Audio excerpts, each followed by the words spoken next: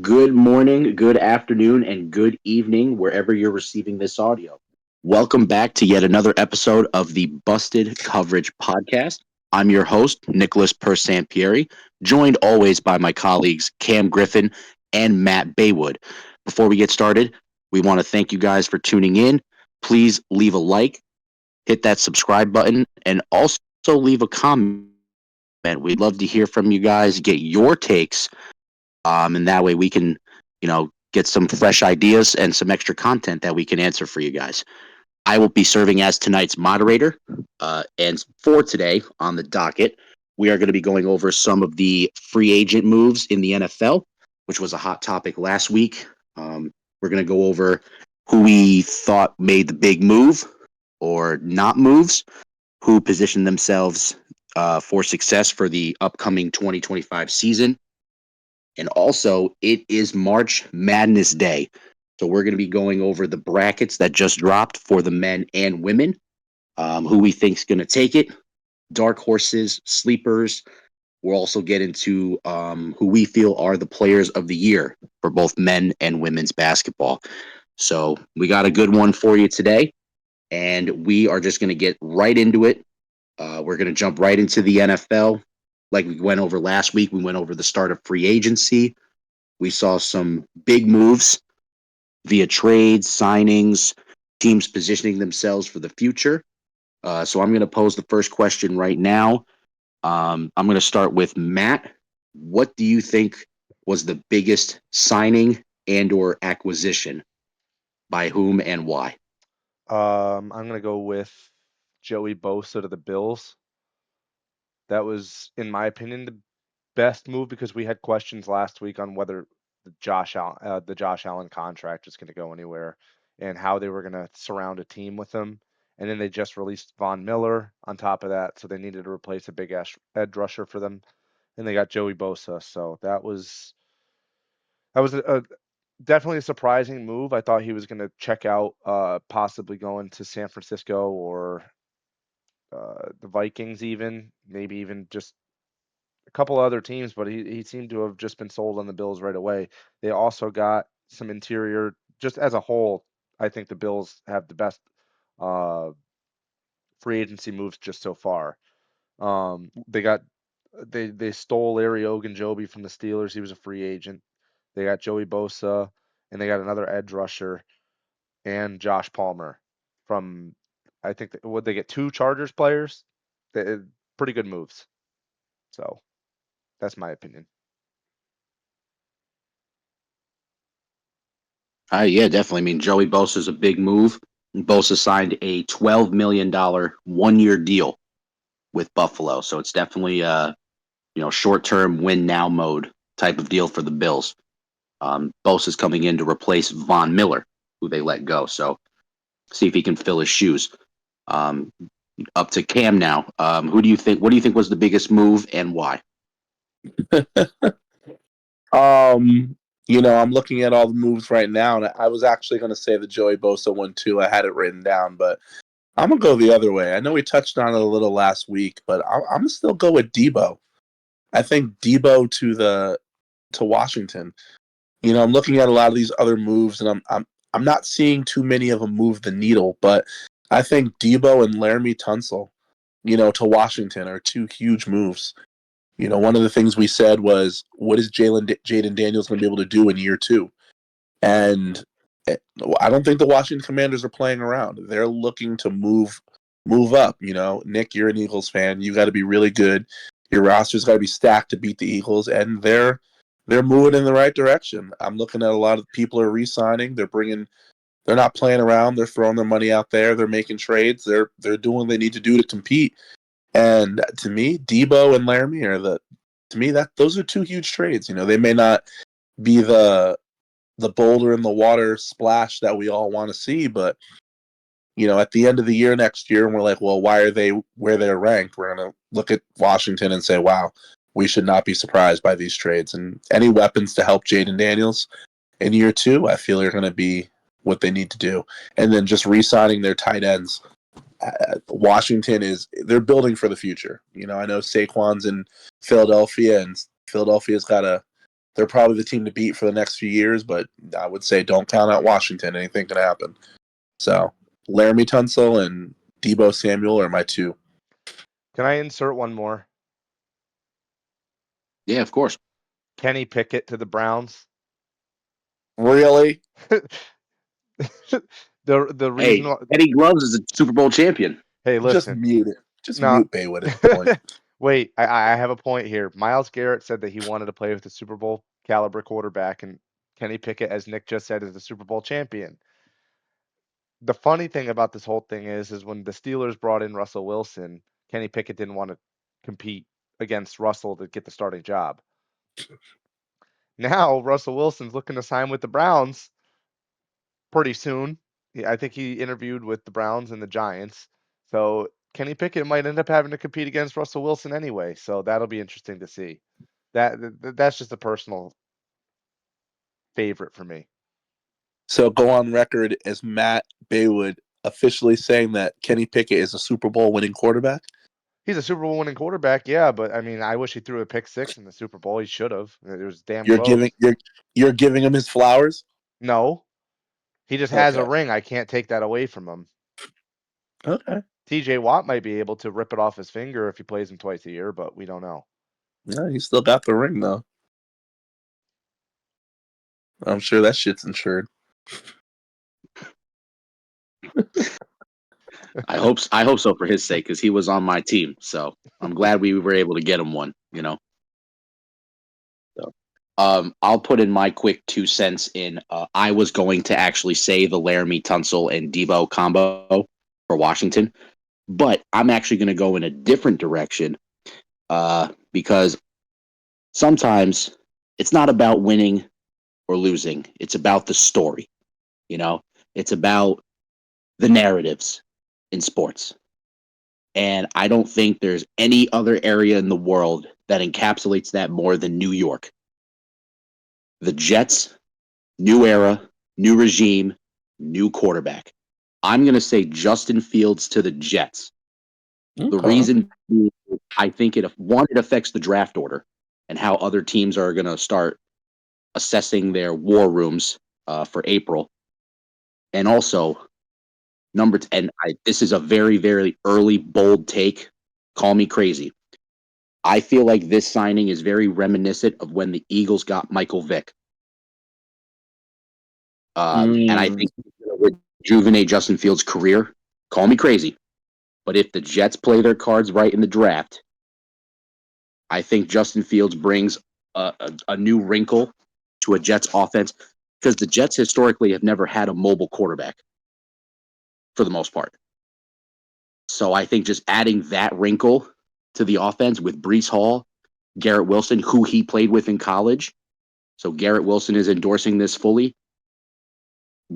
Justin Fields is being paid to be the starting quarterback, and he's wearing number 7, just like Vic. So I'm going with Justin Fields. It's a new era of Jets football. Call me crazy, but I think the Jets are going to start. It's going to be good karma for once for the Jets. They did the right thing. Not gonna lie, yeah, Fields has a cannon just like Vic too. No, I think if you're a Jets fan, for the third year in a row, you have a lot to be excited about. Whether or not it translates, we'll find out. But no, I think he's a good replacement. If you're looking to go young and start over.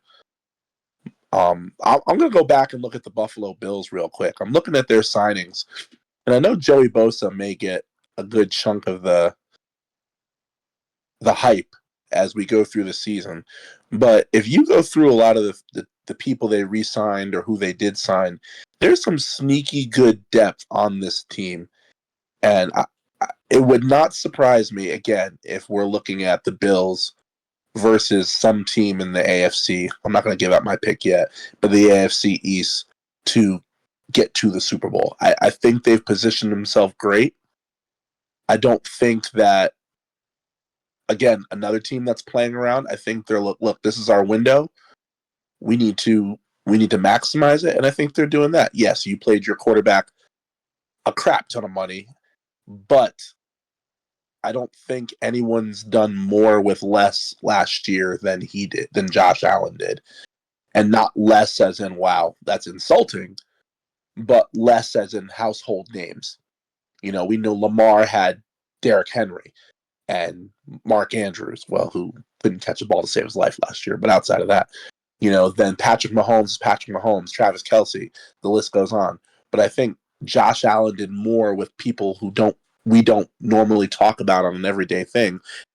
And I think that, again, no huge signings except for Joey Bosa, but I think they got the signings that they needed. So again, I would not be surprised if the Bills are in the AFC Championship playing to get to a Super Bowl.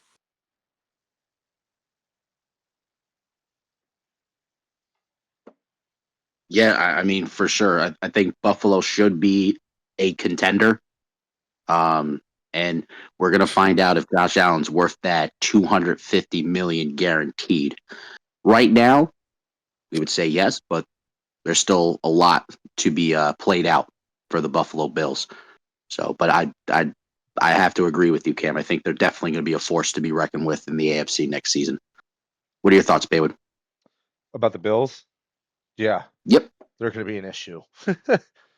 Um, yeah, that's the Von Miller was obviously at the tail end of his career, so he wasn't the same game record that he was, but he was still consistent when he was on the field.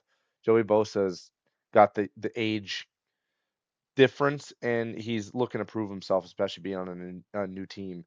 Their defense was pretty good last year. I know they needed to do some adjustments, and then towards the end of the season, some games they would let up a little bit too many points and yards, but just like we saw against Kansas City, they were able to score on Buffalo's defense, but then Kansas City couldn't score in the Super Bowl against a better team. So they definitely helped their pass rush out. I think they'll be able to get pressure with four more consistently than they were this year because their whole defensive line was kind of in and out of the lineup. They just need to address their cornerback room through the offseason a little bit more. You could do that through the draft. They signed Hamlin back, I believe, but I don't think he's that big of an impact player. I know he was in the right place, right time a lot of the times this year, but we'll see if he's good depth even if they manage to pull some of the safeties or corners in the free agent market. He's definitely a piece of their defense that he knows the system. He could be a leader, and his story is just absolutely inspirational. So yeah, the Bills are going to be an issue for sure. So going off of who we think are going to be contenders, I know we've mentioned Buffalo. Ham, you mentioned Washington making some big moves, almost as an arms race, if you will, with my Philadelphia Eagles. Go Birds. But I want to flip the coin a little bit here. And Ham, I'm going to start with you. Who do you think did not do enough, or who maybe became worse about a week into our off season here?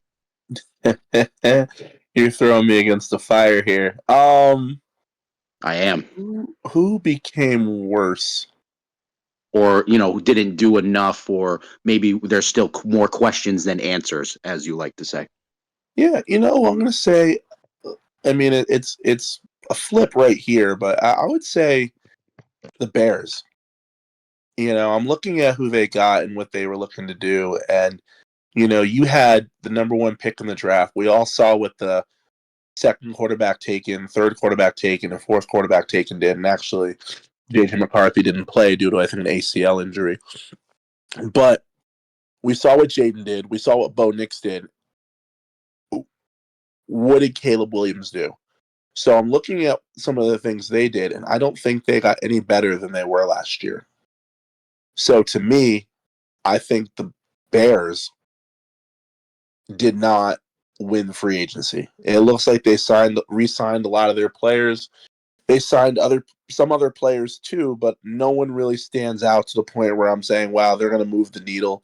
So to me, I'm going to say the Bears. I'm looking at Detroit, but to be honest, they had so many injuries last year. We really don't know what Detroit would have done in the playoffs. So I don't think we can really judge them on their offseason. You know, it looks like they signed some free agent people. I mean, DJ Reed. I mean, that's great to add to that defense. But to me, it's still the Bears. You know, I don't feel they moved the needle, and I think we'll have another season where, oh look, they're 2-0, 3-0, and then all of a sudden 6 losses in a row come out of nowhere, and we're like, well, what happened to the Bears? You know, I don't think they moved the needle. I think they're just another basic team in their conference, and you know, I feel they had an opportunity and they didn't capitalize on it. So to me, it would be the Bears. I'm cooking here. I got 5 teams. Well, roll the dice and pick Five. one. Wow. I got 5 teams. Number 5 is the Steelers because they fumbled the bag on Justin Fields. We're still at a quarterback deficit. I guess this can play into my number 4 and number 3 teams, which are the Pittsburgh Steelers and the Pittsburgh Steelers, because they haven't signed Russell Wilson or Aaron Rodgers yet. So now we have Mason Rudolph as our only quarterback on the roster. So yes, the Are first you 3 teams I'm saying are all the Steelers. are you going off that snap I sent you earlier? Kind of, but no. Number 2, I got the Steelers again because they're getting ready to offload George Pickens to the Cowboys.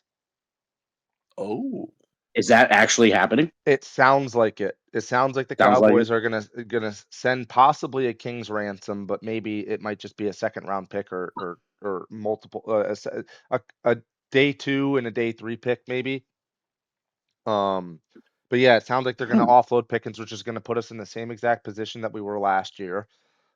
Which is having one receiver, having to figure out one in the draft. We fumbled the bag with Roman Wilson this past year because this guy couldn't even learn the playbook from the reports I've read. And number 1, I'm going to say the Dolphins because I don't recognize one thing they did this offseason to improve their team. so. 4 Pittsburgh Steelers iterations, and the Dolphins. Yep. Dolphins at number 1. Yep. I haven't Okay. seen one thing that the Dolphins did this season, and they need to drastically improve their team, specifically at the quarterback position and the defense. Their defense is pretty bad. Well, they signed Zach Wilson. Who? They signed Zach Wilson as the Tua Tagovailoa insurance policy. okay. Well, you Again, know. well, I'll give him a break because he played with the Jets. Give him a break. Tua will be hurt at some point this year. We'll see what he could do with Tyreek. However, my point still stands. They haven't done anything at quarterback that's notable. Mm. All right. And then for my 2 cents, I am going to pick the San Francisco 49ers.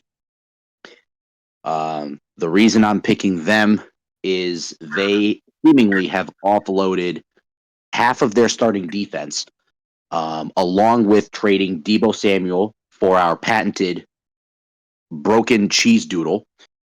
Um, and they also just traded Jordan Mason last night, who in the first 6 weeks of last season was leading the NFL in rushing.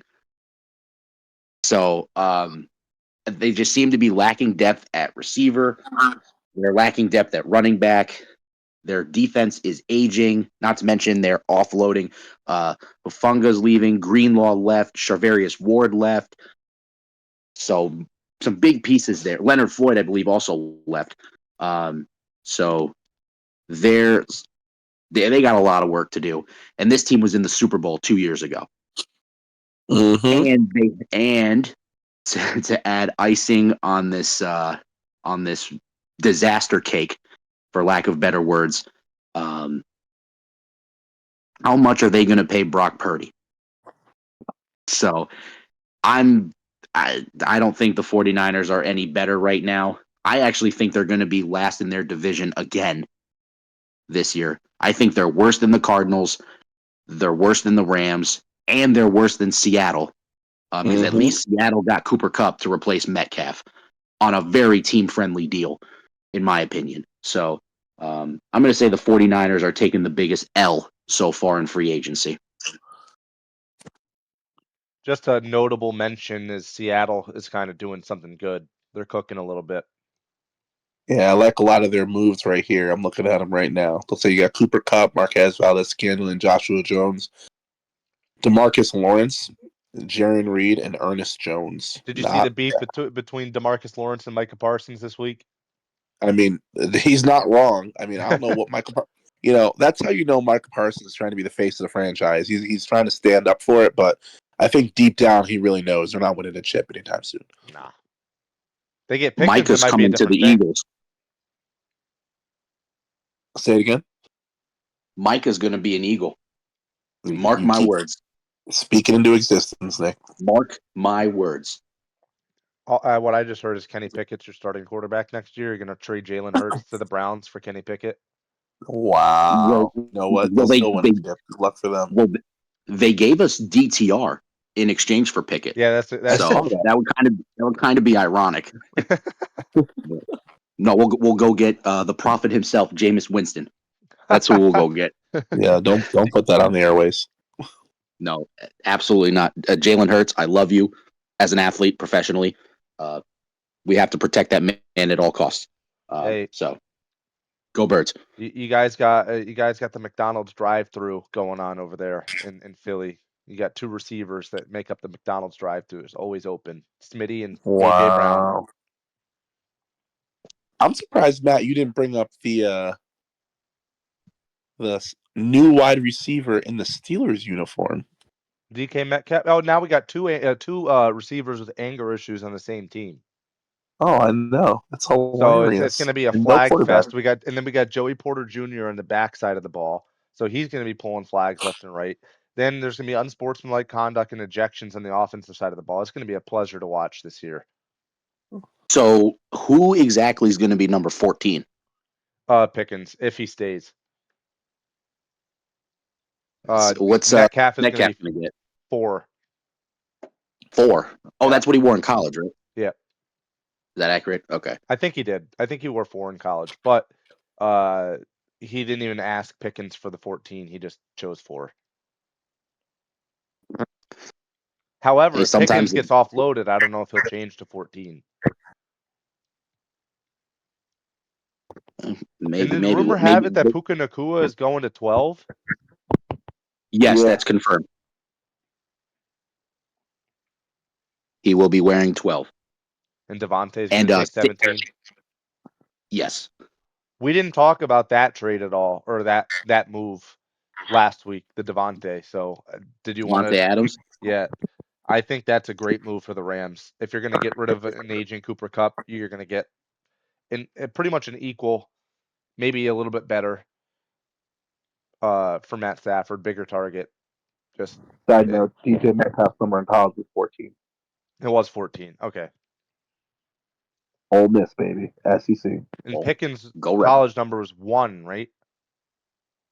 At Georgia? Yeah. At Georgia, right? Yeah. I don't I know. believe so. I think it was 1. I feel like the Steelers don't allow number 1 on their team, so. I feel like George Pickens only played 3 games at Georgia. I know the game he played against. He was never on. He played in the championship. Yeah, number 1. Sorry, I didn't mean to cut you off, but I just wanted to confirm. You're good. We appreciate the clarification, Cam. All right, so we're going to go ahead and move on, transitioning from the gridiron to the hardwood. And I know Cam is excited about this one because March Madness is finally here. The brackets are out, and they are looking pretty good. For those of you who don't know, March Madness is the NCAA tournaments for men and women's college basketball. Fun fact of the day, it is the most wagered sporting event in the world on an annual basis. This year, I saw an article, it was projected to be over $3 billion going to be wagered on just the tournaments. And Cam, I will start with you on this one because I know you have made your pick on record, and I want to know, are you sticking with it? Do you see any dark horses? Do you have any doubts about your pick? What are your thoughts? I mean, it's cliche to say, but for all of who know me, I am picking Duke to win this year. I committed to Duke once Cooper Flag committed to Duke. I said Duke will win the national title. I have not seen anything that will show me that they will not. So I am sticking with my pick. I am not going to be a bandwagon fan. And I am also sticking with it because, well, the bracket was released. And I do not see a team in their bracket that is going to possibly beat them. I think they will cruise, to be honest, to the Final Four and possibly play Alabama, even though they didn't look good at all in the SEC championship. And then at that point, I feel they will be tested by either Florida. Yeah, I think Florida's on their same side. By Florida, who I'm also picking to get there. Um, Originally, I would have said Florida at Duke in the finals, but that's not the way the back bracket broke out. But Florida is my dark horse to win it if they upset Duke. And Duke is my pick to win. So those are the two teams that I am picking. Do you happen to have a dark horse outside of say Duke? Because I mean, Florida's got a 1 seed, and so did Duke. Is there anyone you're watching out for or paying attention to that maybe we all should? I think a lot of the teams out there, I think they feel they can win a national title, but I think I don't want to say the college teams are down this year. I think the NCAA this year is just so top heavy that unless you were, not to be creepy, but unless you were like a top 6 team, I really don't see you having a shot to win because the teams are just so deep. So I would say, your dark horse this year may be a 2 seed, but I think the brackets broke out in a way that your higher seeds should prevail. I mean, if North Carolina played up to expectations, I'd say, okay, they're a dark horse. But they've been so up and so down that I don't think we can really say that realistically they're a good team. To be honest, I don't even think they should have been in the field. Giving them an 11 seed and saying, hey, you're in the play-in, that kind of validates what we're all thinking. So I'm not sure there's really a team out there that we're like, okay, this is a Cinderella year. I think our Cinderella team this year may be like a team from the SEC who is seeded 6th, but in that way they'll only really get to the Final Four. Or the Elite Eight. I don't see them going to the Final Four. I think the Final Four this year will be all 1s and 2 seeds. I don't see anybody coming out of somewhere to upset any of the better teams. I think the teams are just so much better. And that ties back into NIL. These kids who didn't go to the draft after 1 year or even after 2 years, who came back and are at school for a third and a fourth year, those teams are that much better. So you get your Dukes, your Auburns especially. Florida came out of nowhere personally, but those are all sophomores, juniors, seniors to go out and win the SEC, which is arguably the best conference in the country. I don't see any real Cinderella stories. I mean, I know you and I talked earlier at dinner, but that's only going to get you so far. Maybe a Sweet 16. I don't see it going any further than that. I mean, if a Cinderella does, it's because the favorite just did not play well. It's not that you beat them because you're better than them. You beat them because they had a really off night. You look at Cooper Flag not playing the ACC tournament and Duke still won. And that's crazy to think that the best player in the country, arguably, didn't play and you still blew people out. You were up 20 against Carolina. And then you turn around and I think they beat Clemson or It was Louisville. Louisville. You beat Louisville. Louisville. So Yep. the questions are there. You're just that much. The teams are that much better than the second and third place teams in their conference, or even they're with on par in Auburn's case. It's just I don't see upsets happening with some of those teams. Mm. But if you twist my arm for a dark horse, I mean, maybe it's a real dark horse. I would say possibly UConn, only because they have tournament experience, and we really don't know how good they actually are. Because if not really played well, that might be it. I can't think of another dark horse. I mean, you have teams who've upset people, but I mean, we don't know how good the defending champions actually are because they can't stop the dribble penetration. But Yeah. their offensive metrics are through the roof. So if they found a way to stop it, Lord only knows how good they actually are with the experience of having won the last 2 national championships. So that might be my dark horse. I know betting favorite. I'll be a millionaire if they end up winning, but that would be it. Yeah, Baywood, your thoughts? Cam, on that one, it's just gonna be tough for UConn to make it out, just because I think they're gonna draw Florida, and if they get to the second round.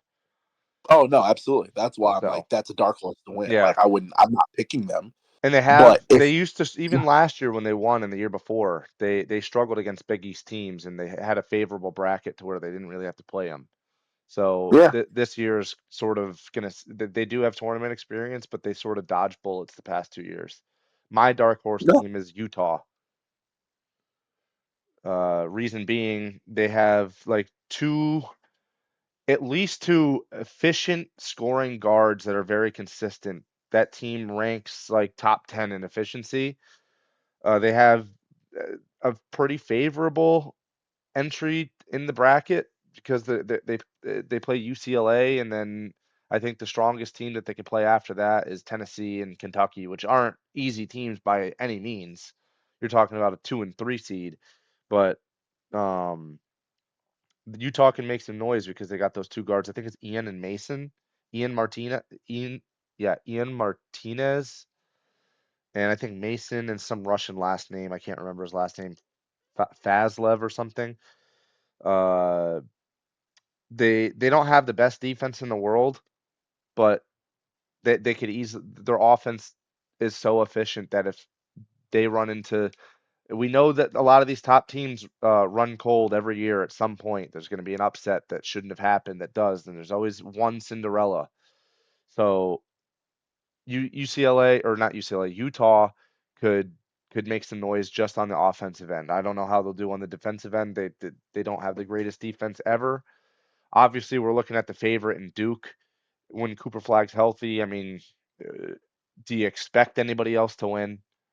It would just be sort of iconic for just Duke as being a storied NCAA basketball team, especially this time of year. And Cooper Flag winning his what's most likely going to be his only college year would just be awesome to see. He's a phenomenal player. Hope he gets healthy quick.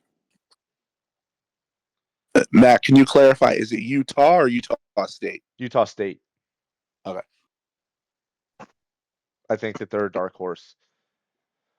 They have a pretty favorable bracket. Eventually, I mean, if Houston goes all the way, I mean, that'll be an issue for them. But other than that, I mean, Gonzaga has a history of failing. Georgia's nothing special.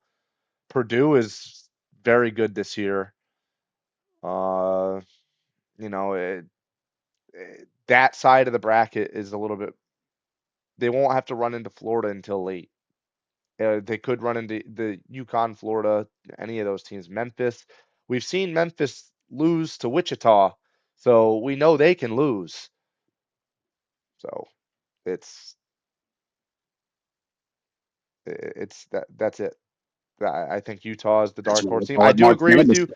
I do agree with you, Cam, that UConn could also be a dark horse just because no one's expecting them to do anything, and it's kind of weird to have, the 2-time defending champion be an underdog, but they definitely are because they have no rim protection at all. Yeah. Yeah. Look out for that. Look out for that 12-5 matchup out there. McNeese State and Clemson. I'm taking McNeese State over Clemson. I'm calling it now. I love the coach. I think Taking McNeese over Clemson. Look, that's the old LSU coach at McNeese, and he recruits up above what he should have for his conference. So just because it's a mid-major, don't think that those players couldn't play at a D1 ranked school. So let's say right now, he upset 2 people He won last year in the tournament first round. Don't be surprised if he wins again. I know Clemson's a really good team, but I would not be surprised if McNeese State pulled the upset. I'm taking Vanderbilt over St. Mary's too. Oh, facts, me too. So, I actually have a sleeper team in mind because I've been watching a lot of A10 basketball this year. I really like VCU as a potential dark horse team, a Cinderella. They got an 11 seed, I think. Yeah, 11 seed. So they're starting with BYU, and their next matchup would be Wisconsin. But I actually think they match up with Wisconsin really well. I actually think they play very similarly. And then they would go play Alabama, and I think Alabama's a little overrated. I hate to say that.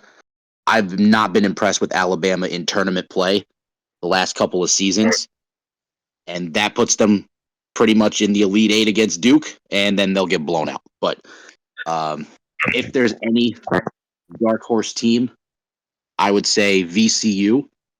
And my one upset pick that I'm going for, I am taking Lipscomb to beat Iowa State first round because we just got word Iowa State's Keyshawn Gilbert, who's their second leading scorer, is out for the tournament with an injury at 13.4 points per game.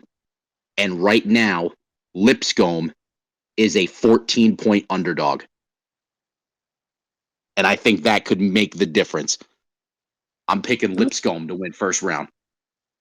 And I'm putting a bet on it.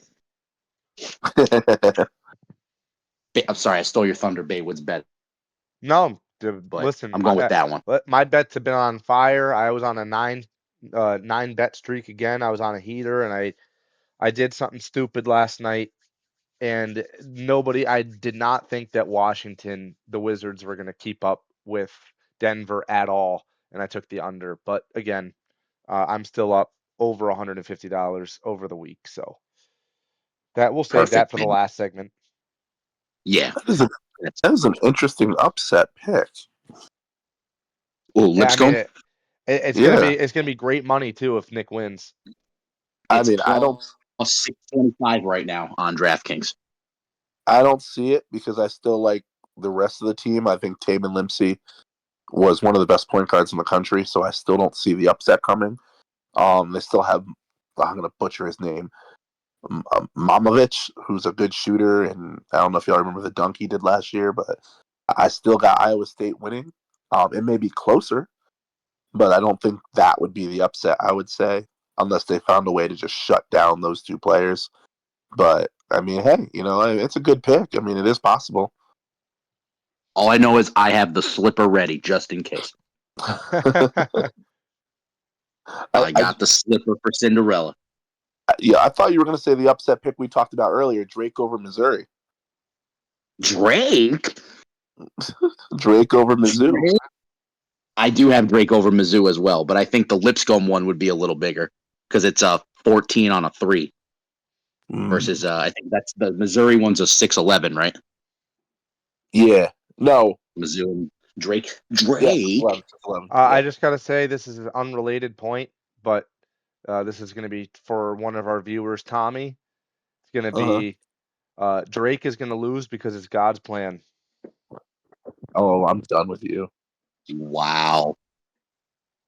Well, wow. There go the ratings. Yep. For those of you who listen to God's Plan by Drake, please still subscribe to the channel, yes. even though Drake lost to Kendrick. But anyway, I mean, don't worry. Baywood and Tommy are just not like us, so we're good. Oh, that's true. They not like us. They not like I'm us. part of it. All right. Anyway, moving on. So I know we talked about who our sleeper teams are. I know Cam, you picked Duke all the way. You've been consistent all year. Matt, who's taking it? Who's winning it all right now today? Let's see. Are you filling it out as we speak? No, I don't. I'll fill it out shortly. But It depends. If Cooper Flag is healthy, I'll take Duke all day. If Cooper Flag's not healthy, I'm not taking a number one. I would take Gonzaga.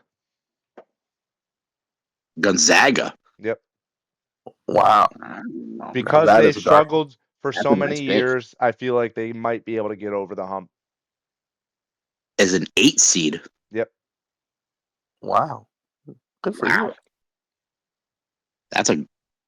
That's bold. I like it. Yes, I like sir. it. So initially, I was big on Sparty's, Michigan State. Um, they were my pick for a while. However, there is a young man on the Florida Gators who is changing my mind. Walter Clayton Jr. That kid is a stud. Um, so I'm actually going. I know I'm bandwagoning, but I am changing my pick to the Florida Gators over Duke. Ooh, I love it. And I think he's going to be the difference. So it's going to be 2 1 seeds. Yeah, I think 2-1 seeds in the national championship. Mm. I have Florida, Michigan State, Duke, and I'm currently working on the other piece of my bracket. Um, but I think if I were to Clemson can make it to just the Final Four. maybe if I were a betting man right now, I would take Kentucky For out of this what? region to make the Final Four. But I'm I'm gonna not a betting man, but I do like Kentucky's draw. let me see it. The They the Or start hard with the highest rank they could play is Tennessee. until Houston in Yep. the Elite Eight. Yep. oh, that is a good draw. I didn't see that. That's a good draw for Kentucky. So Well, I also feel Houston has the easiest draw. Houston does not have an easy draw. They got Clemson and Purdue. Those teams match up pretty well against them. well, the Purdue thing has they would only play one of them. yeah. Well, yeah, because Clemson and Purdue would play each other. But Would play I'm each other. saying Yeah, either one, they would have that is a to. tough one. Yeah, but I still think if you play the numbers and you'd rather be in the Midwest region than if you're Duke playing Alabama potentially or even Arizona or one of the Big 12 teams or if you look at Florida, you potentially have to play the defending champs, Maryland who's no sleeper, Kansas who yeah, or St. John's who I do not believe in, but still St. John's or Arkansas. I always gotta wonder, why is UConn in the West? It's seeding purposes. They just did not. They fell outside the top 16, Mm, so they lose all say as to where they will go. gotcha. So they are just being seeded at a 9 seed, and location will not play a part because they were not one of the best 16 teams supposedly in the country. Got to win Going your off game. of that, This year, so this going year college basketball is loaded, so it's understandable. Yeah. yeah. Do we all agree that the West region is the hardest region, or Uh, do we feel somewhere else might have a little bit stiffer competition? I'm not gonna lie to you. I thought the West was the hardest region, but the I might South go is with looking tough too. I was gonna say I might go with the South. Mm. Only because if you look at the play-ins, you have San Diego State versus North Carolina, and then that's the 11 seed. So Ole Miss could potentially play North Carolina in the first round, who has the talent, even though they just haven't shown up. I think the South may be the hardest region. The West is not easy. Don't get me wrong; that's a hard region too. But I mean, Michigan State as your two, Marquette, who could also just run away with this. I think Cam Jones and Shaka Smart are a great duo. I would not be surprised to see them win a few games in this. I think the South is the hardest region. Cam, You know, you brought up North Carolina State, and I don't think we can get away with with not talking about the lane violation. Mm. Oh, you know what? I don't even. And it's funny you said that because I was talking to somebody else. I don't think it was Nick. We were talking about the game on Saturday when we were at basketball. The lane violation sucked, but you cut a 20-point lead, 20 plus point lead to Duke without their best player.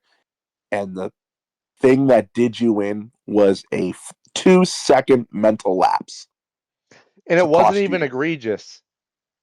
It wasn't even egregious, but you still did it. And that to me is the part that boggles my mind. I don't think it had an impact. Like, he stepped out right away. It didn't. There was no advantage. But he still stepped in. But we've seen That's worse not get called. and we've seen worse called. I mean, I'll say this. Nick, we were watching the UConn game, and the ref, I'll say blatantly did not call the correct out of bounds play when the ball went off the Creighton player, and UConn had Oh just yeah. scored like 12 in a row on a run, and they Yep. came down and hit a three, and the game was basically over after that. So you went from a one possession game to a two possession game. We've seen a lot of bad calls. Yes, it wasn't an egregious. You had an opportunity to not call it, but you called it. I mean, I can't be mad at you for not calling it. But if you're North Carolina, you shouldn't have been down 20 points to your rival without their best player. To me, that's a gimme. Like, hey, we should win this game. Especially when it's the third time you're seeing them. Exactly. This isn't the first time you saw him. This is the second time you saw him. They don't have the best player in the country, arguably. You're on a neutral court, and you go down 20. And then you do a lane violation. I mean, even the players were saying it shouldn't have come to the lane violation. It shouldn't have. You should have been up or down at least 2 or 3 points the whole game, or up. You have a ton of freshmen who haven't performed without their superstar all year, and you pick that one game to have arguably your worst half of the season. You might as well have been blown out. It would have been a lot easier to handle than a lane violation with like 10 seconds left. And 10's being generous, so I think it was less. I'll say the comeback though might have saved their season. Well, the comeback is why they're in the tournament. To be honest, Yeah, pause. they should be thankful that they got a first four game. Yeah, because North Carolina does not belong in this tournament. I don't care. We won 6, 7 games in a row. Okay, cool. The ACC has what, one less team in it than the Big East. You should not be in the tournament. You're in it for namesake only. Every time you were on national TV this year, you were getting blown out or you weren't playing well. But somehow you made it in the tournament. I mean, if that's not because of your brand, then I don't know what it is. We all watched you go down 20 on national television to a Cooper flagless Duke team. And then we watched you commit a lane violation when you had an opportunity to win. So when you might have changed our thoughts, you choked. But you still found a way to get in the tournament. If they beat Duke, I'd say, okay, they win in the tournament. But I'm not sure how they're justifying putting them in the tournament. But at the same thing, Texas got in too, and I think they were sub 500 in the Big 12. Same with So Xavier. Xavier got in also, and I Ironically, know that was and they're a playing question each mark. other, which Yeah. will be interesting. So there's a lot of question marks out there as to why some of these teams got in. Maybe when the season's over and we watch some of these blowouts that may happen, we'll question it more. But I want to hear the argument as to why we put Carolina in the tournament. The ACC was not particularly strong this year. You had a lot of good teams, but are they good because the talent wise, or are they good because scouting report they see Duke every year, they see Carolina every year, they see each other 2-3 times a year. And that makes a difference. So yeah, he had a lane violation. Maybe you didn't have to call it. I thought it was called. You should have called it because I mean consistency. Either call it or don't. They called it. We have to live with it. But at the end of the day, you shouldn't be down 20 plus points with the other team's best player on the bench, especially when you have arguably the best guard on the court on your team. That's not something that should happen. So to me, North Carolina shot themselves in the foot, and they let a huge opportunity go by the wayside by just lose. I don't want to say losing, but by losing. Sorry, by losing. Crazy. Baywood, any last thoughts before we transition? No, I didn't think they should have called the lane violation. I think, but again, if it's going to be called like that, it should be consistently. That's it. That's it. Side note: it was exacerbated because he missed the first free throw. Mm. Had he made the first free throw, it's still technically a one possession game, even if you foul and come down. But I believe he missed the first free throw and then the lane violation, and he made the second free throw. So now we're all even more upset because had he made the first free throw, that might have changed everything. You still could have come down and done things different. Not by much, but still a little bit. So I'll throw that in there. Hey, we'll see if he commits another one in their playing game because they're playing San Diego State. So hopefully he keeps his feet behind the line. Anywho, not only is the men's bracket out, I don't know if you guys had a chance to see the women's bracket is also out. Just got finished up. Your number one seeds are UCLA, South Carolina, Texas, and USC, Southern Cal. Baywood, I know I've been starting with Cam a little bit, but I want to start with you.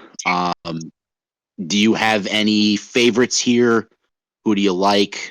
Who do you think is going to win it all for the women? To be fair, this is a blind pick because I haven't watched much of the women's this year. I will be now this March Madness, but I'm going to go UConn just because I'm solely from Connecticut and we all love Paige Becker. So that's going to be my pick, short and sweet. Shout out to Paige Buckets. Um, Go Huskies. But all right, so we'll move on to Cam. I know you watch quite a bit of women's college basketball. Matt picked UConn. UConn is a 2 seed. They're on the same side as Southern Cal. So we could get Paige versus Juju again, potentially. Where do you see this bracket going? How does it play out? And who are you taking to win it all? I mean, we are in Connecticut, and as much as I want to pick UConn so bad, but I think, there's a lot of parity this year, and you really can't say that too much, long term in the women's game. But this is another year with parity. USC, if you've not seen Juju Watkins play, go on YouTube and look at her play. She is a phenomenal player. Her percentages are a little down, but, if you look at the play itself, it's been phenomenal.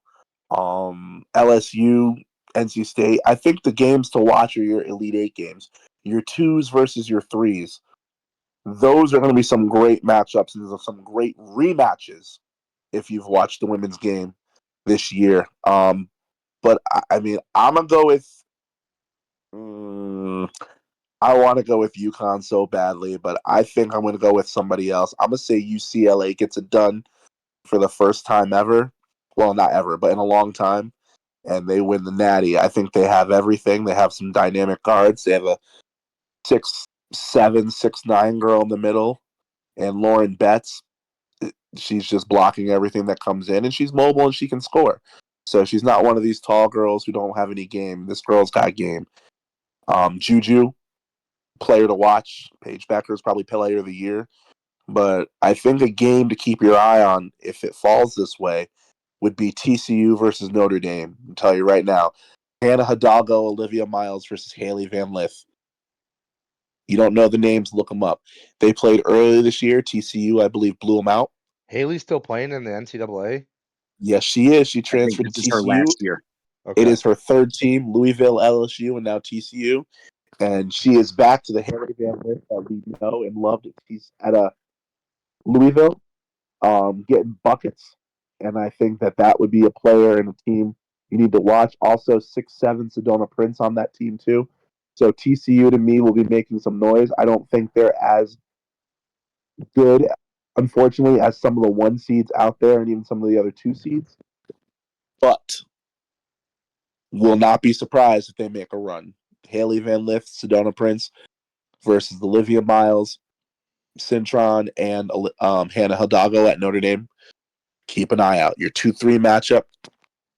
What is it? In the Birmingham region. But I will, again, UCLA for me to win the title.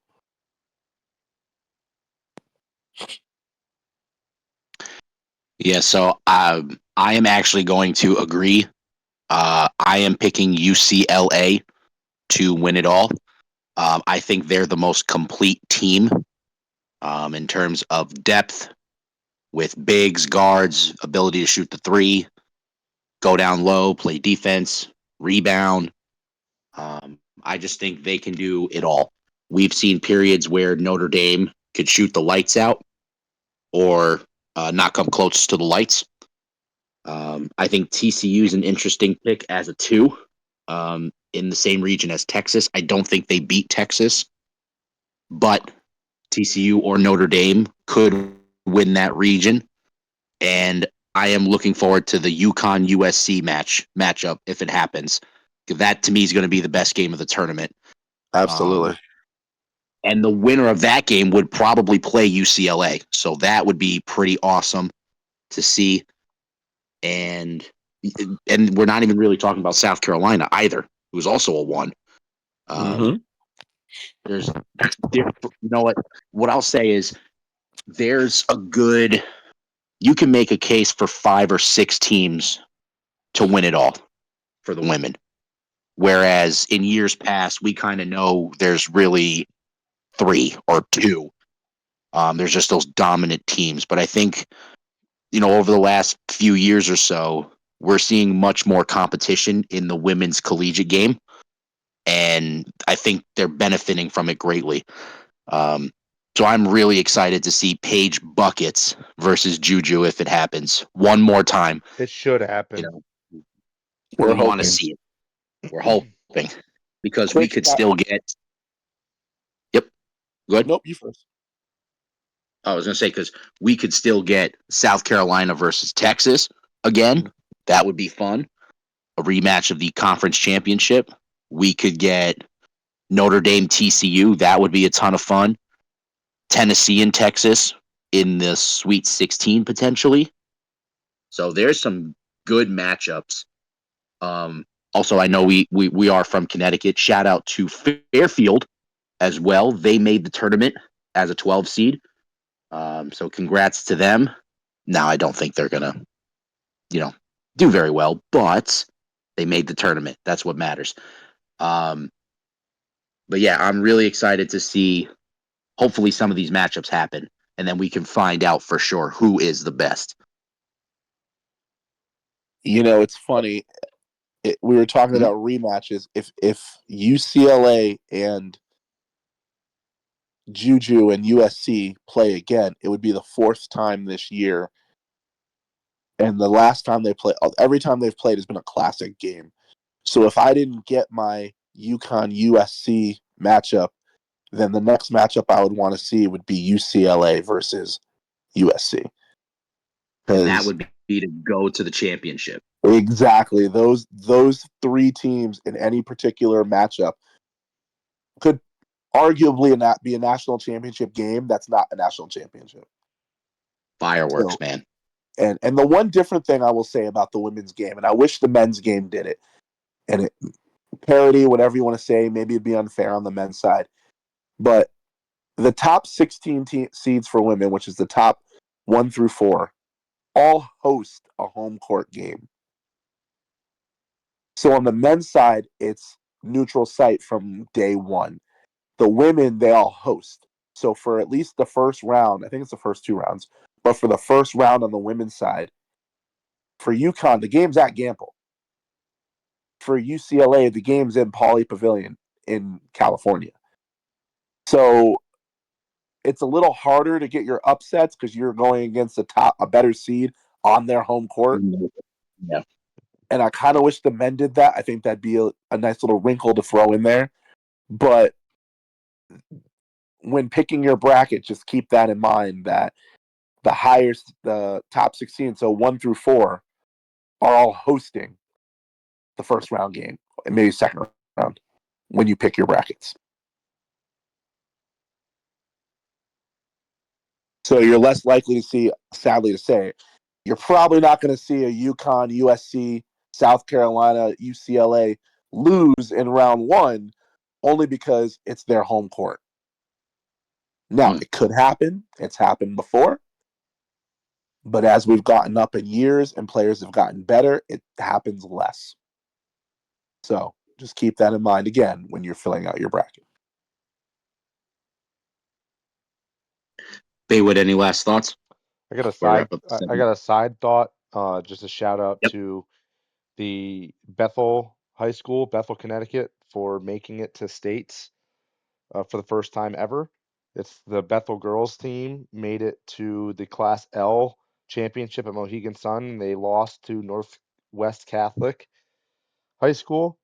But just congrats to, there was a group of seniors that played together since they were freshmen. It's kind of hard, in a small school like Bethel, if you don't know, it's just very difficult to keep tenure on your team. People drop out and stuff. So it's pretty impressive to see a team that stuck together and sort of grind it through and beat a Notre Dame and get all the way to states, even though they fell short. They lost 56-40, but Northwest Catholic was number 1 seed. They were just dominant. So, but just congratulations to Bethel for making it that far. I'm a Bethel High School alumni, so it's just great to see um, that achievement, even though they fell short. Yeah, absolutely. Shout out to the Lady Wildcats or Yeah, Bobcats? The Wildcats. Wildcats, right? Yeah. Shout out to you guys. Congrats on the successful season. Um, you know, unfortunately, couldn't win it, but I think it's going to do a lot for going forward. They're going to build that program up again. So good things are coming. Yes. Absolutely. So with that, oh, sorry, would you? Hmm? I thought someone had something else to say.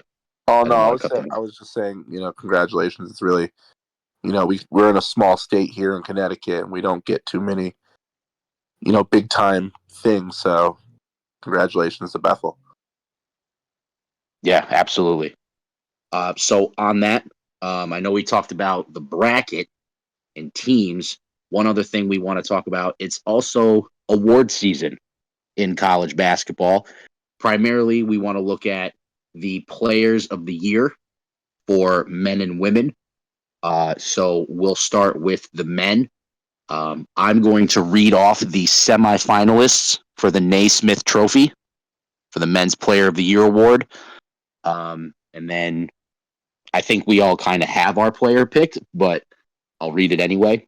So we have Johnny Broome of Auburn, Walter Clayton of Florida, Cooper Flagg, Duke, Cam Jones from Marquette, Ryan Kalkbrenner of Creighton, R.J. Louise Jr. of St. John's, Mark Sears from Alabama, Braden Smith of Purdue, John Tanji of Wisconsin, and J.T. Toppin, which is an awesome name, from Texas Tech. So those are your semifinalists for the Naismith Trophy. Off of that, Baywood, who would be your player of the year this year for Um, men's college basketball? so uh, you mentioned a long list of names there, and congrats to all those guys for being semifinalists. However, there's only 2 that stood out to me, and it was Johnny Broome, and that was before his injury. So I believe he got injured at some time in January, and that sort of derailed his. The fact that he's still a semifinalist is great. It just shows a testament to his season. But Cooper Flagg has been super consistent. He had a historic January. Um, since Broome's injury, he struggled a bit with Auburn, but Cooper Flagg, yes, he did just get injured, but he's just been the most consistent and dominant, and he's a freshman. Got to give it to him. What do you have Did he had a 42-point game, right? Cooper? Yeah. I I believe so. think it was against Notre Dame. I'm checking this real Uh, quick. Yep. He had in January he had a 42-point game, 6 rebounds and 7 assists in a win over Notre Dame. Damn. It's crazy to see in college as a freshman to have that confidence to be able to shoot the ball like that, as well as producing, fighting for rebounds and getting your teammates involved as well. He's going to be a leader for sure. He's not just one of those off-ball players. He can create his own shot as a freshman, which is very impressive.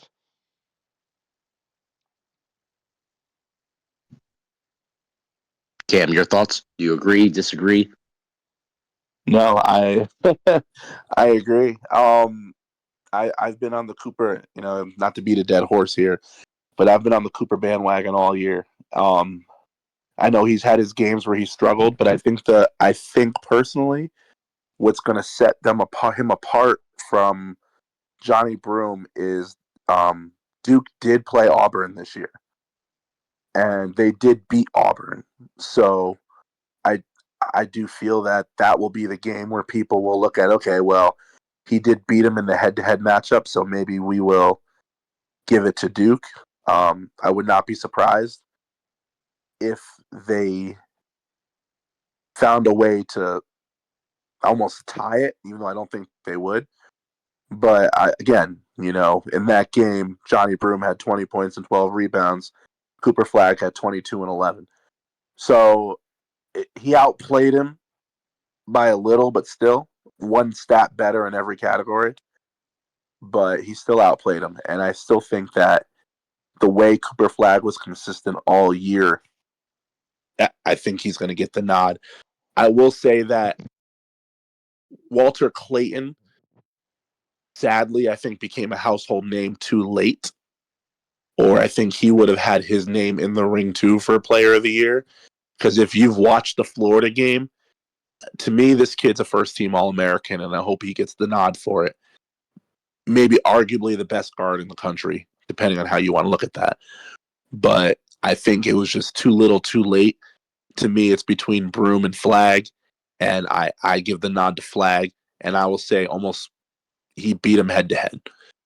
And I think that would be my deciding factor for that one. But there are two first team All Americans, they'll probably split Player of the Year awards depending on how people are voting. But at the end of the day, I think the AP Player of the Year, National Player of the Year will go to Cooper Flagg. And again, the irony on this is that this kid should be a senior in high school this year, but he reclassified up to come to Duke a year early. Yeah. So to me, Player of the Year, Cooper Flagg, Duke University. He like it's who was the ACC player of the year last year? Was it RJ Davis? That is a good question. I think it was RJ Davis. Because I think there was a huge debate in the beginning of the season of a lot of talk shows and whatnot put Cooper Flagg as the player of um the player of the year early, like an early player of the year. They picked him like before the season even started, and they got a lot of Uh-huh. flack because RJ Davis was the ACC player of the year last year. But when you I can got confirm Yeah, it was R.J. Davis it last year. was okay, it was, right? It was. yeah. Yes. So I mean, you got to think that this guy had Cooper Flagg had one of the best rookie seasons of all time, as best freshman seasons of all time, I should say, not rookie. Uh, Mm-hmm. he he's been ACC Rookie of the Week at least 10 times. He had a 42-point game. I'm pretty sure he's top 10 in rebounds and top 10 in assists, as well as averaging 21 points a game. So he's shooting phenomenal from 3-point range. I think it's a mid 40%. I think it's like 45%. So I mean, those are all impressive, efficient stats. You got to give it to Cooper Flagg, in my opinion. I don't think it's even close. So it's a clean sweep. Cooper Flagg should be the player of the year. Um, to me, stats and all that stuff, I know he's on Duke and he's surrounded by great players and everything like that, but Cooper Flag is box office. When you think of college basketball this season, the first player you think of is Cooper Flag. He's also probably the second player you think of. So to me, he can do it all. He plays defense. He's just a box office. If he decides to leave, he will be the first pick in the draft. Hopefully, it's not the Wizards, but we can keep praying. But yeah, to me, I agree with Cam. I think Walter Clayton came on a little too late, even though he is phenomenal. I'm going to give him the name Sweetness, just like Walter Payton, just Clayton. Um, I think he's having a phenomenal stretch right now. But yeah, Cooper Flag is the creme de la creme of college basketball, and he is on a level on his own, and then everybody else is like a distant second. So that's my take. Yeah, no, it's funny that I think in years past you usually have a few more people you can look at and say, well, this person could win, but from day one, Cooper Flag has put his name in, and I know Johnny Broom had a lot of good games, and I think people feel for a while it was a debate, but to me, this was Cooper Flag's award to lose. Is if he came in and did what we knew he was capable of doing, he was going to win regardless. And I think he's exceeded that. And the fact that I don't want to say he's so head and shoulders above everybody else on his team, because I think he's a great complementary player with them. But if you look at their roster, they have players who are having great years, and we're not even talking about them. He's that much more dynamic. And Auburn, again, had a great year. Johnny Broom, any other year, but maybe this year, he may be your player of the year. But Cooper Flag was just, the hype was there, the results were there, and I don't know if we've seen a college freshman, I know it's not been too long, with the hype since maybe Zion come in and actually do what we expected him to do. And maybe not even Zion, because Zion was an 18-year-old coming into college. Cooper Flag was 17. You can't diminish the fact that this kid should be at his high school prom and he's on national television giving 22-year-olds the business on TV. Like it doesn't register. Like, this is your player of the year.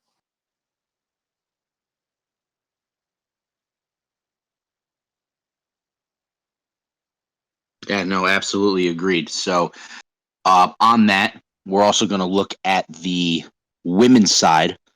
I'm going to rattle off the semifinalists for Women's National Player of the Year. And hopefully we come to a consensus. We'll see if we come to a consensus. So starting, we have Juju Watkins. We have Hannah Hidalgo of Notre Dame. We have Anish Morrow of LSU. Lauren Betts of UCLA. We have Haley Van Lith, Olivia Miles. We have Georgia Amore of Kentucky, Tanaya Latson of Florida State, and last but not least, actually, we have two more. We have Madison Booker from Texas, and of course, Paige Buckets from UConn. So we'll start with Cam. Your thoughts on who should win the Women's Player of the Year award? So to me, it's going to be one of two players, and all the people listed had great years. I mean, Lauren Betts may be the best player on the best team in the country. Sadly, I don't think she's going to win the award. It's either Juju or Paige. However the voters are going to go down for that, one of those two will probably win. I think Hannah Hidalgo had a very strong case. Unfortunately for her, the last 3 games of the season, I believe they lost, and then lost in the first or second round of their ACC tournament. So I think that's going to hurt her for winning Player of the Year award. But I think it's Juju or Paige. I think they're the two most hyped players. They put on a show every time they step on the court, even if their teams don't win. It's going to be one of those two to win Player of the Year. And to be honest, you could flip a coin. I literally don't know which way the voters are going to go. I think they could give it to Paige because it's her last year, and what UConn has done this year has been amazing. I don't think anyone's thought they would do some of the things they did, even though everyone's back from injury. And then Juju just got better her second year. So again, coin flip. I'm gonna stick to the hometown girl and say that it's going to be Paige Becker's winning Player of the Year. But whoever wins, it's not going to be a runaway. It will be a very slim margin. And I think just like on the men's side, it will be a situation where one wins one half the awards, the other wins the other half, and then the AP player will go to a different one. But I think that it will be Paige Becker's because she's a senior, and I think this will be her time to win it. And then I think Juju will win everything next year. But to me, this is Paige Becker's year. Matt, your thoughts, if you have any? I'm gonna go with Juju, and I'm just gonna base it off of one of the games that we saw. Cam and I saw. Cam, do you remember the game? It was USC versus UCLA about a month Yep. ago, Yep. and Juju dropped almost 40 points, Yep. and she had 11 boards, 5 assists, 8 blocks, something like that. It was just absolutely like when the light shined the brightest. I think UCLA at that time was undefeated. Mm-hmm. And USC had a great record too. Obviously, they're a rivalry team, but she showed up when the lights were biggest, and she's going to continue to do so in the in the tournament. So we hope we get to see the two of the semifinalists face each other in the tournament. But I think it's Juju all the way. She's got one of the best playmaking abilities of a female athlete in NCAA that I've seen in a long time. Um, it's going to be great news for the WNBA when these two players go up there, specifically Paige and Juju, because it's going to add to that rivalry of like the Caitlin Clark, Angel Reese dynamic. So it's going to be great box office. They're both box office. So the future's bright, but I think Juju's got it.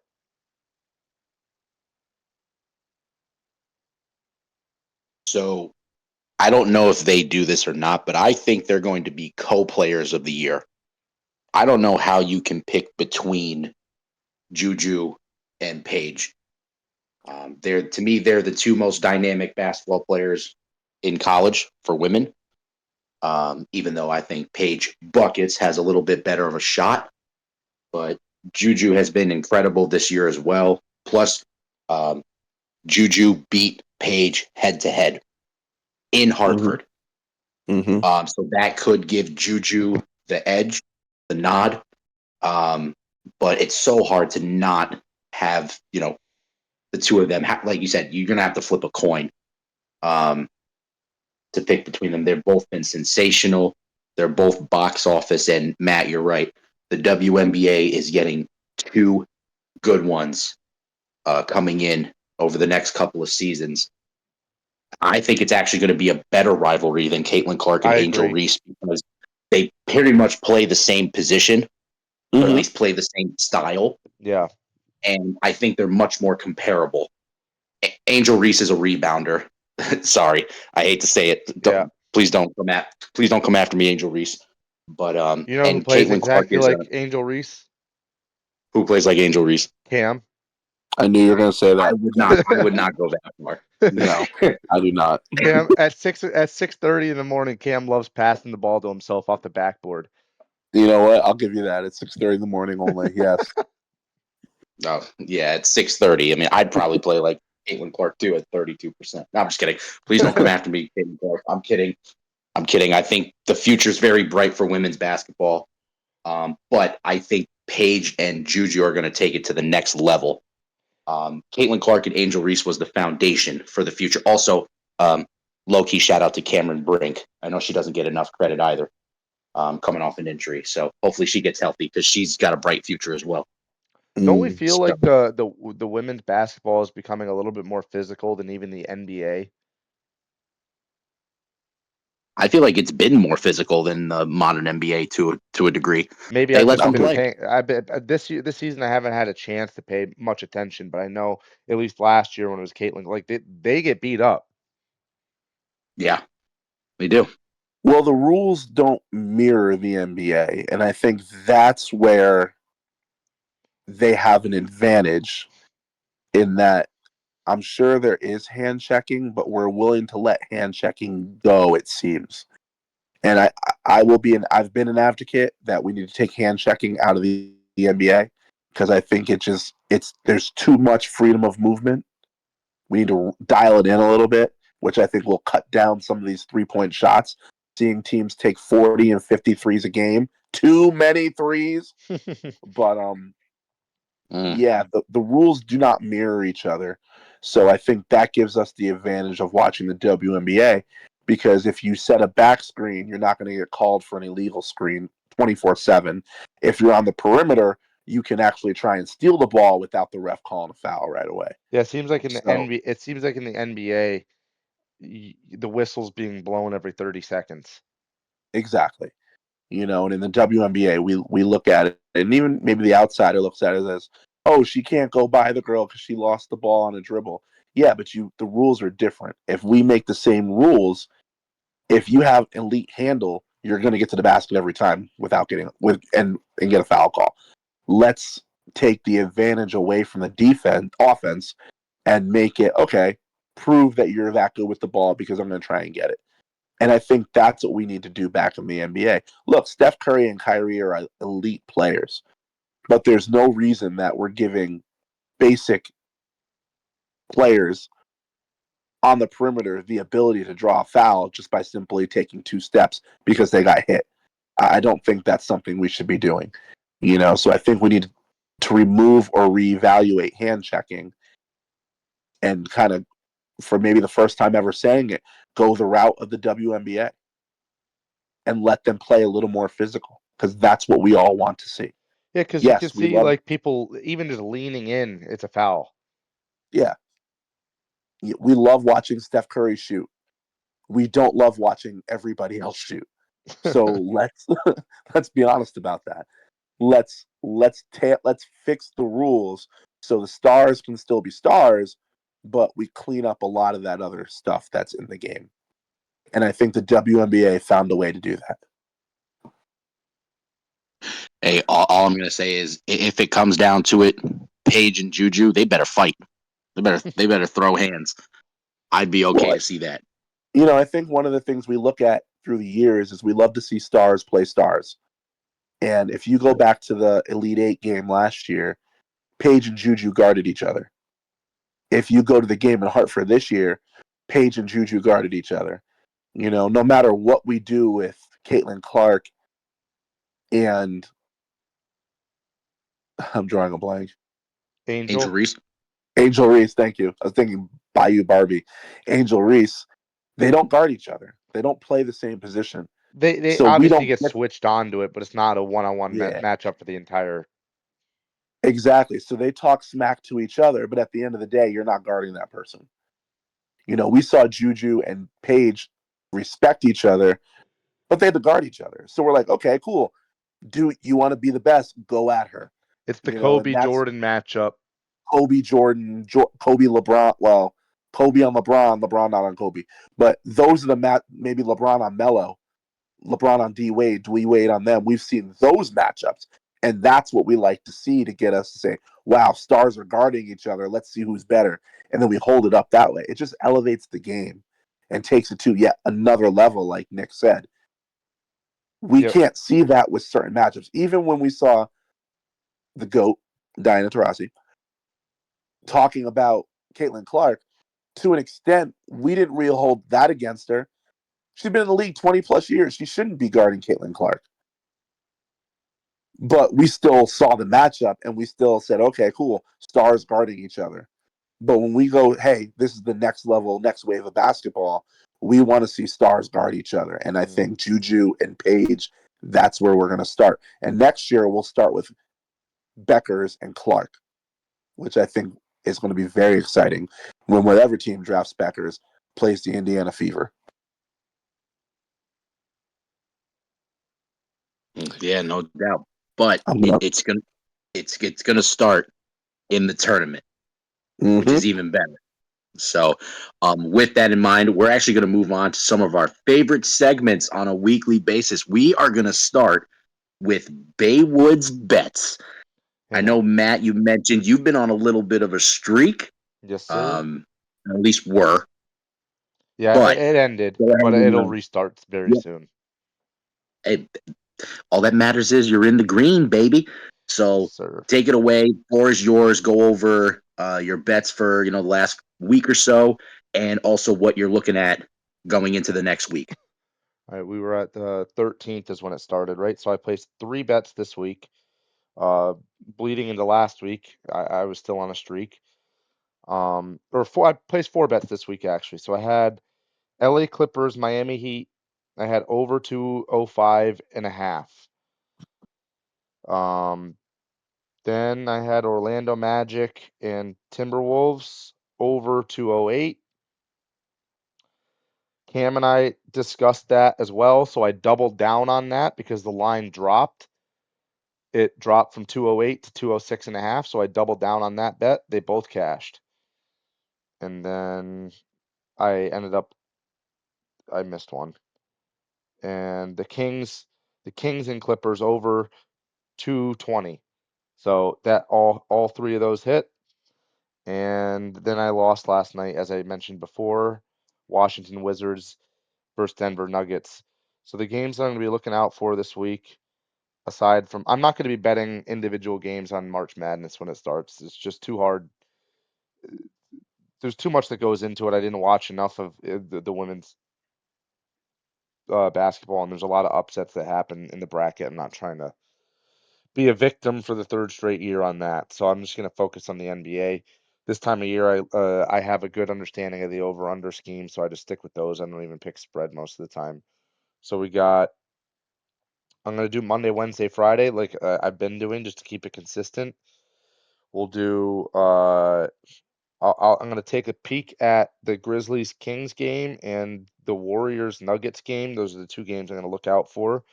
Um, on Wednesday, we have matchups between the Nuggets and Lakers again, but I don't think LeBron's gonna be playing, so I'm gonna stay away from that. And we got the Kings versus Cavaliers. That looks like it's gonna be a good matchup too. And last but not least, we got Friday.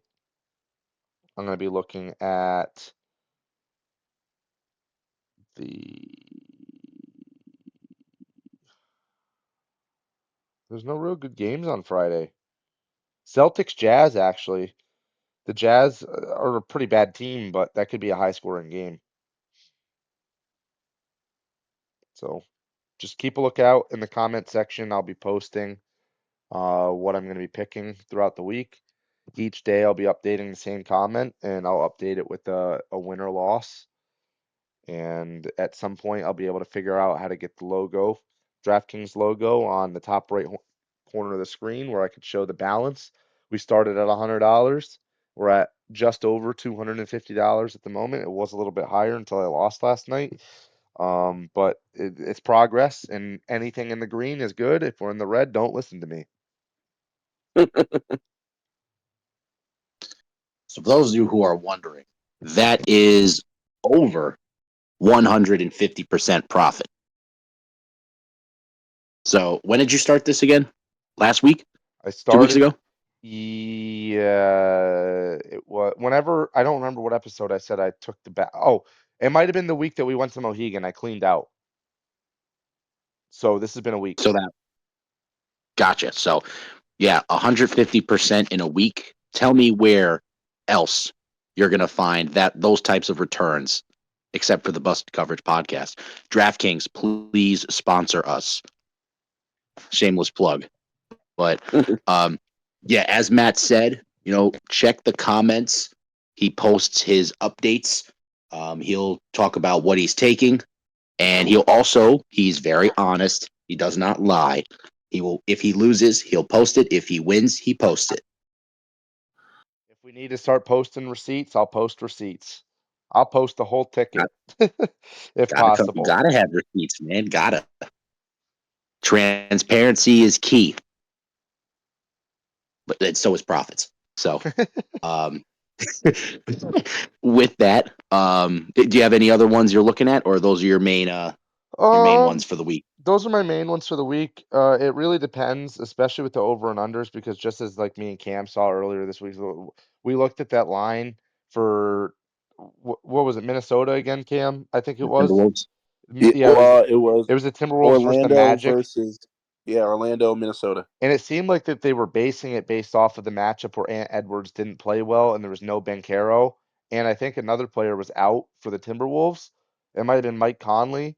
But either way, we were looking at that line and we're like, why is that so low? I'll take that all day. So it really like those are the games I'm going to be looking at just to keep an eye out on because it could be fun to play. But if I see something egregious like the NBA, if I lose on over 205.5, I'm okay with that because 95% of the time it's going to hit. So I'll never place a bet under 205.5 in the NBA. I mean, every team could score 100 plus, and all you need is 102 and 102, 103, and Yeah, it's at 205. That's not hard to do in the NBA. It's not defensive like it was in the 90s where you're getting 70 to 80 points, maybe 90 points per game per team. It's over 100. Sometimes we've seen it go into almost 200. So it's just seeing where Vegas wants to put the line. mm, I agree with that, man. Totally. All right, so on that, we're gonna transition now into Cam's Jam of the Week. Cam, you've had some pretty good ones. You're sticking with your OG one with Duke winning the national title. I am. Do you have any new jams for the week, or what you got You know, for us? it's March Madness. We're gonna check out the men's bracket real quick. The one game that I have my eye on because I'm very high on this team. I think that their coach recruits players who could be at a very big D1 school, but that aren't for whatever reason. And I'm staying with McNeese State over Clemson. March 20th, 3:15. Watch it. This is the Will Wade, the old LSU coach, and we saw what he did with his LSU team when he was coaching there. Yes, he got relieved of his duties for recruiting issues, I believe, but outside of that, he is coaching again. And I pick McNeese State to upset Clemson in the first round. And if that is not good enough news for you, then we can start on Tuesday and Wednesday on your first four. And if you look at the 11 seeds, any of those 11 seeds can beat the 6 seed that they would play in the first round, quote unquote. I would not be surprised for North Carolina to move on in the South region and play Ole Miss. And I don't think there's too many people who would pick Carolina. But if you look from a talent standpoint, Carolina could beat Ole Miss on a neutral court. So you should not be surprised to see that happen. And then Texas versus Xavier, again, first four in the Midwest. Should not be surprised to see either one of those teams beat Illinois. Maybe Xavier a little bit, but Texas, no. So I think there's a lot of good games. When they start, just turn the TV on and watch. But McNeese State over Clemson, I'm going to cross my fingers this works out. Will Wade's recruiting is my pick in game of the week to watch. It may not be a good game. They may all shoot very poorly, but look for the upset. Just don't put money on it because I'm not paying anybody back. Yeah, exactly. Do your own due diligence before you make any type of sports wager, and make sure you don't bet more than you can afford to lose. All right, guys.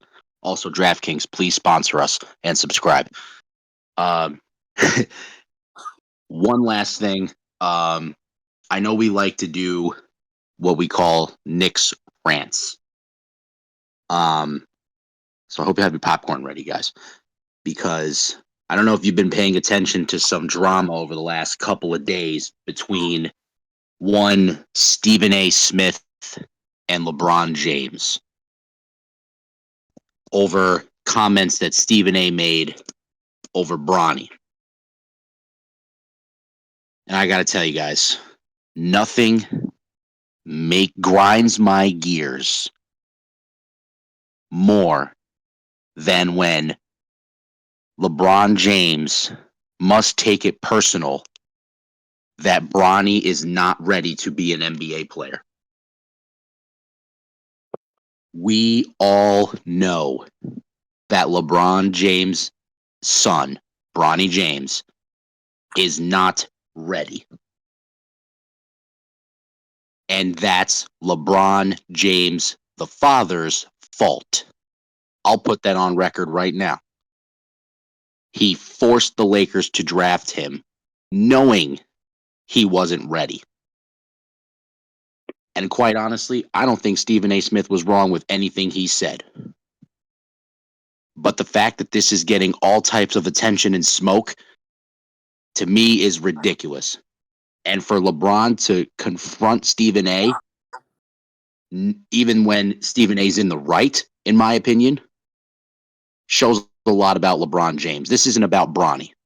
This is about LeBron. This is about the brand of LeBron James, and nothing could ever tarnish the brand of LeBron James because it's bad enough that he'll always be number 2. That's my rant. Quote it.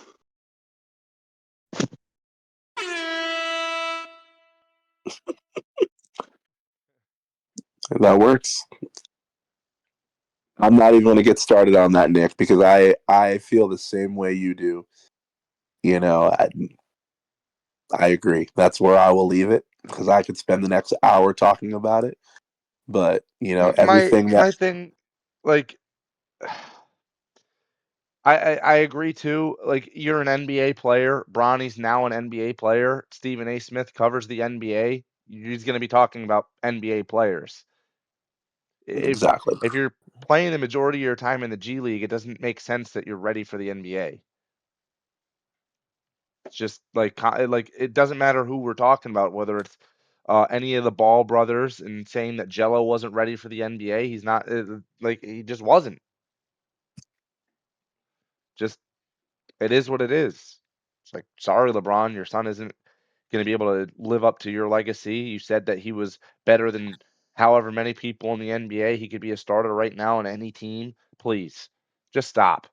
Just stop. He might start on the Wizards, but that's about it. He may not even start on the Wizards, to be honest with you. You know, my problem with this, and I'll keep it brief, is that, you know, I watch a lot of college basketball, and I think there's a lot of players out there who could have gone 55 or whatever and sat the end of the bench. I get it. Because the expectation and the bar was always moved for Bronny. You were a top 50 recruit and not the lowest half to the 20-1. You were 20 plus. To be honest, you were probably in the 40s or 50s, if I remember. You somehow became an All-American, beating out a lot of people who deserve to be an All-American, but we know why you were voted as an All-American. We don't even need to judge that. We know why you got it.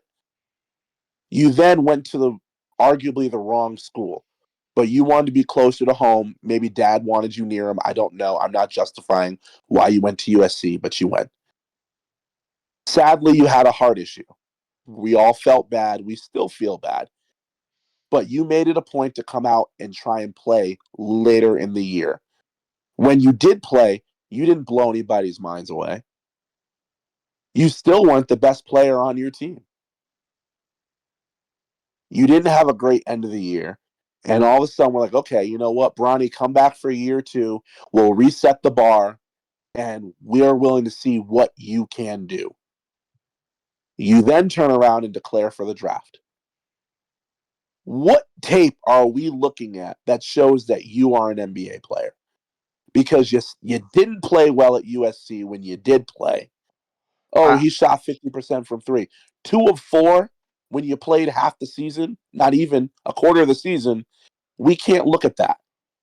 So what are you doing that shows that you're ready? I You can then answer go that, into Cam. all what? I can answer that. Yes, please do.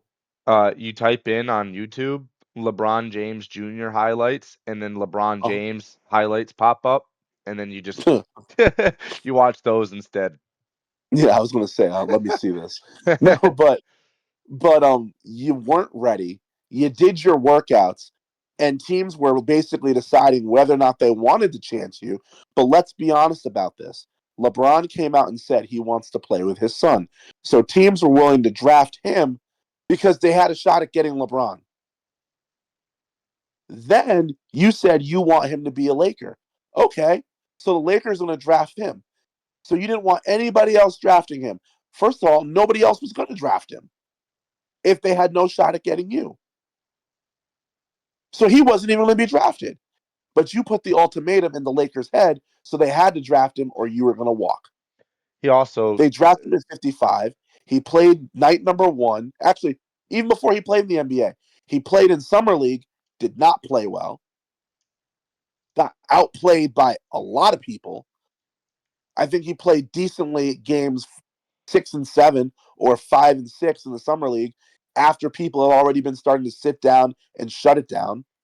Then you played opening night and, no disrespect, embarrassed yourself on national television to where we all can see you're only playing because of who your dad is. Then you got in a few nights later and we saw it again. You're only playing because of who your dad is. At what point are we able to say this kid did it on his own? We're not. right now he's cooking in the G League though. I But have to that's the say. G League. And you know what? I'll be 100% honest with you. Cooking is what Cam Spencer did, dropping 50 points in a G League game, showing that you don't belong in the G League. The Bro- kid who went to Kentucky, the number 4 pick, I forget, or 6 pick, went to Kentucky, went to the G League, dropped 40, and then came back to the Houston Rockets. That is killing the G League where you don't belong. You belong at the next level. Bronny just dropped a 40-point Ronnie does game. not belong in the NBA yet. Yeah, he You did got just it drop a because of 40-point game, but he hasn't shown any super consistency of being able to do that multiple times, being that it's already late in the G League season and he's just now doing it. exactly. And if his dad would have just kept his mouth shut and let Bronny develop naturally, organically, no one would be saying anything. But because you've rushed the timeline, because you want to play with your son, now you've opened him up for criticism. And that's all Stephen A did, was he just said what we all saw. It just happened to be on ESPN. Dalton Knecht deserved to be drafted. Bronny James could have went undrafted. Yeah. Mm-hmm. And had he And stayed that in college another year, he would have been drafted at 55. But because we didn't see what he could do, LeBron had to force their hand. and this goes back to my point. Now, like you mentioned, Cam, he kind of forced the not kind of, he forced the Lakers' hand to draft him. They were saying how certain teams, he wouldn't, like Bronny wouldn't play for certain teams and whatever. LeBron Sr., the dad, made this process about him. Mm-hmm. I want to play with my son. That's great. But like you said, the chance of possibly getting LeBron because you draft his son, the son became a pawn in this chess game. Yep. And that's really sad. And you know what else? I'm going to say this one last thing, and then I'll try not to explode.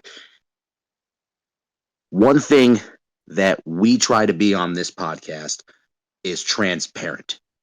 We're not just going to, you know, sorry for the language. We're not going to kiss athletes' asses and all this other stuff because everybody else likes them. That's not going to No. happen. LeBron James is a fraud. All he cares about is his brand, himself. He is a, what is it, a nepotist or a narcissist, whatever the word is. Narcissist. Mm-hmm. He is a narcissist. I will say it right now. I don't care. He leveraged his son and quite honestly his lack of success, which is even worse, Mm-hmm. to force the Lakers to take him, knowing that he would get limited minutes at best. This was all part of LeBron Sr.'s plan to get what Mm-hmm. he, so that he can make history. Mm-hmm. Because he has to do so. And granted, I understand he's under a bunch of pressure. He's carrying the torch of the NBA. He is the face of the NBA for now, right? So I Mm-hmm. understand there's a lot of pressure with that. But at what cost? To use your own son. And by the way, he's got another son. So who's to say Mm-hmm. he doesn't do it again? His other son's better already. That's great. But what if he does the same thing and all three of them are on the same team? What do we say then? It's Well, you want Well, here's people's the eyes thing. open up. Here's the thing, because I was a Lakers fan growing up because of Kobe. And then obviously Kobe retired, and there was Lonzo, Brandon Ingram, Kyle Kuzma. I think there was D'Lo was there for a bit. Wasn't Julius Randle there at one time? Um, Yep. Yep. Brandon so Ingram. yep. So then LeBron gets there, and he's like, okay, we're gonna get rid of buy Lonzo, everyone went to the Pelicans for Anthony Davis at some point, but Mhm. Kuzma, I think Kuzma stayed. Kuzma stayed. Yep. I was okay because that was a win now move, and they actually won. Granted, it was a bubble championship. However, after that, I started losing respect for the Lakers management because they were just pawning to everything that LeBron wanted. And what made me like, at some point, I just started looking at the Lakers had missed the playoffs, I think, or got bounced in round one. But during the bubble, I always hated the Clippers. If you're an LA fan, you're not going to like the other one that shares your building. So I was watching Luka just cook the Clippers not once, but 2 years in a row, and not 2 years in a row, but the next time he made it to the playoffs. Um, so I think they ended up playing like 2 or 3 years in a row in the first round. Either way, I started to lean a little bit more towards Dallas because I didn't like what LA was doing and allowing LeBron to basically control the franchise and say, "Oh, I want this player, go get him, go give up the next 15 draft picks that we have and just completely finance the team. And when I retire, it's just going to be a disaster." When they made this Luka trade recently, and LeBron had no say, supposedly, he had no idea. Anthony Davis had no idea. I gained respect back for the Lakers management, saying, we're not going to do it. We're not going to sit here and just do whatever move you want. We're going to plan for our future now. And obviously, your plan's not working. So we're going to go get ourselves a point guard for the future. Now I have more respect for the Lakers again. It's not all about LeBron. LeBron looks like he's playing free basketball rather than controlling basketball at this point. So I think it's better for all parties. However, then we run into this situation, and it obviously shows that he's not okay with passing the torch just yet. He needs to stay in the spotlight. You know, a lot of things that we feel about LeBron, I just want to go on the record of saying this. This has nothing to do with what other people say on their podcasts, what you hear on ESPN, Fox Sports Network, NBA TV. This is stuff you can pick up from just watching the games. This is stuff that you can pick up from just reading articles. These aren't things where they're personal opinions based on my dislike or our dislike for a player. You can watch and see the way players are reacting on the sidelines. You can hear by their comments what is going on. I've been a college basketball advocate for years, and I will tell you, Bronny does not belong in the NBA. Even if he could have gone straight from high school to the NBA, you wouldn't draft him. If your argument is, okay, it's the 55th player on the draft, he's at the end of the bench, player 15 or 16, who the hell cares? Okay, maybe you could make that argument. But that's still somebody's dream to be that 15th or 16th person on an NBA roster. Ask any player in the G League to an extent if they wouldn't mind being that person. There are players drafted higher than Bronny in the G League who don't have that opportunity. This has nothing to do with my personal likes or dislikes about LeBron James Jr. or LeBron James. He is not ready to play basketball at the highest level with the best athletes in the world. That's a fact, regardless of who his dad is. And his dad needs to come to realize, look, you have more years behind you than you do in front of you. Let it go. Let it go. And if you can't let it go, just come out and say it and don't dance around it. Hey, I want to play with my son. Okay, cool. We're not going to argue, but we know where you stand. I'm going to do the same thing and I'm going to play with my other son. All right, cool. We know where you stand. But with that comes criticism. And if they don't perform, you can't stand up and say, I'm the best player in the league. Don't talk about my kids. We're not talking about your kids. We're talking about athletes who you happen to be related to. We're talking about players who are being paid to perform. If they were volunteers, okay, maybe we wouldn't talk about them as much. But these are athletes who are paid. They signed a contract, and that opens them up for criticism, just like it does any other professional athlete. And you should have known that before you opened your mouth and got your son put on your team. And that's all I will say about it, because I feel 50,000 other things I want to say come out. But that's where I stand on that. And Nick, I co-sign everything you said. Thank you. That's all I'm going to say. I appreciate it. With that, I think we're running a little late here. So with that, we're going to go ahead and conclude this episode this evening. Again, we want to thank you guys for the support, for liking the videos, subscribing. Please leave comments so that way we can get your guys' opinions, ask questions, get our takes. We'd love to maybe have an episode where we just do straight comment questions, almost like fan mail. That'd be kind of fun. So that way you can get our takes on it. We can go back and forth. But yeah, with that, again, we want to thank you and have a good night.